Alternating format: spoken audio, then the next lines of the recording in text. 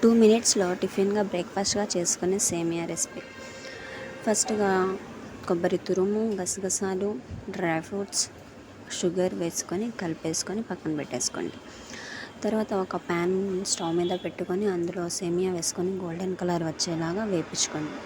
అవి వేగిన తర్వాత ఒక గిన్నెలో 2 గ్లాసెస్ ఆఫ్ వాటర్ వేసుకొని అవి కాస్త మరిగిన తర్వాత ముందుగా వేయించి పెట్టుకున్న సేమియాని అందులో వేసేసేయండి. అవి కాస్త పొంగిన తర్వాత వాటిని స్ట్రెయిన్ అయిపోయిన తర్వాత ఇంకా అందులో ఒక 2 to 3 స్పూన్స్ ఆఫ్ నెయ్యిని వేసుకొని సేమియా అంతటిని పట్టేలాగా కలిపేసేయండి.